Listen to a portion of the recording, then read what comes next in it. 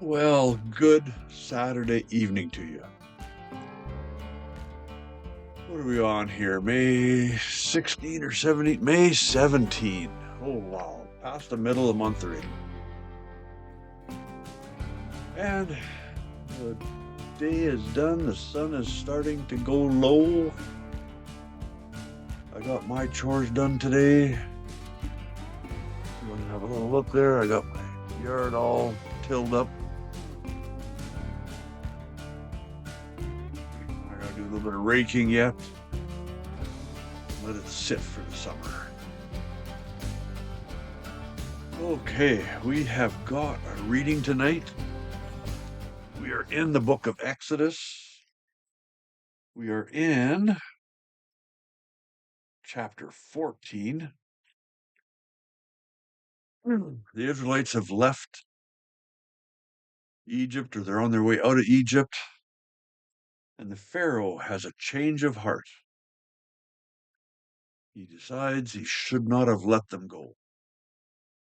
So he goes after them with all of his chariots and charioteers.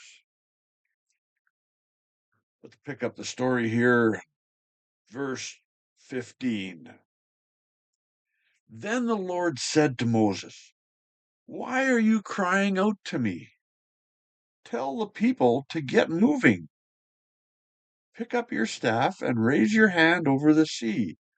Divide the water so the Israelites can walk through the middle of the sea on dry ground."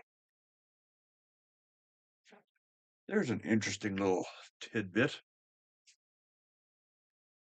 First, he tells Moses to get the people moving, doing something. And then he tells Moses to part the sea. That is fascinating.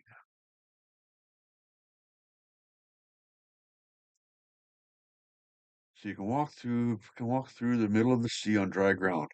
And I will harden the hearts of Egyptians, and they will charge in after the Israelites.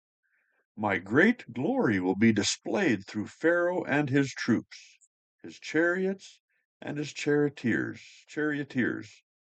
When my glory is displayed through them, all Egypt will see my glory and know that I am the Lord. Then the angel of God, who had been leading the people of Israel, moved to the rear of the camp. A pillar of cloud also moved from the front and stood behind them. The cloud settled between the Egyptian and the Israelite camps. As, as darkness fell, the cloud turned to fire, lighting up the night. But the Egyptians and the Israelites did not approach each other all night.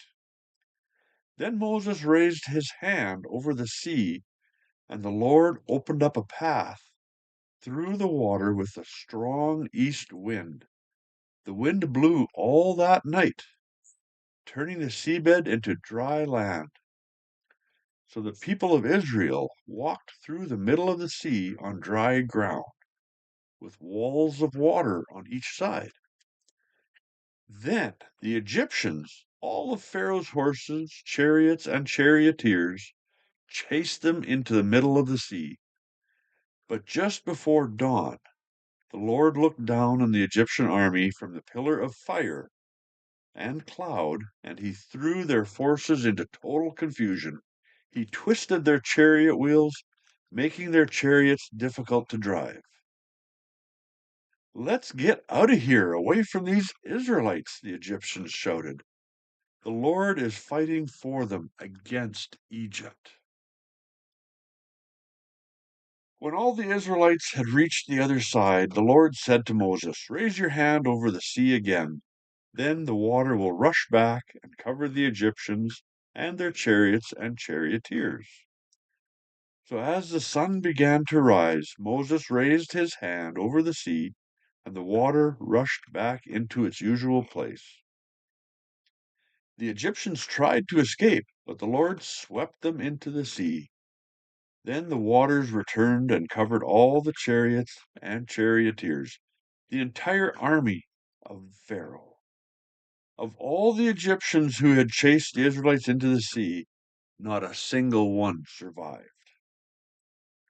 But the people of Israel would walk through the middle of the sea on dry ground. That is how the Lord rescued Israel from the hand of the Egyptians that day. And the Israelites saw the bodies of the Egyptians washed up on the seashore. When the people of Israel saw the mighty power that the Lord had unleashed against the Egyptians, they were filled with awe before him. They put their faith in the Lord and in his servant Moses.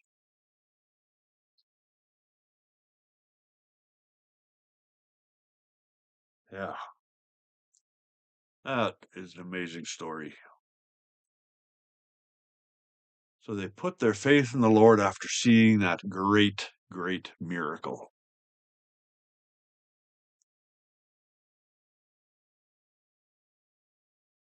I'm so glad that I have a faith in God that doesn't require a miracle of that size.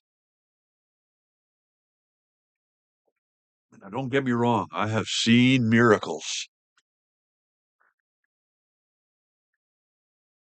I've seen them happen to me, so yeah. You all have a great night. God willing, we'll see you tomorrow. Verse for this week, stay with Proverbs 17:22 one more time. A cheerful heart does good like medicine, but a broken spirit dries up the bones. Amen. See you tomorrow.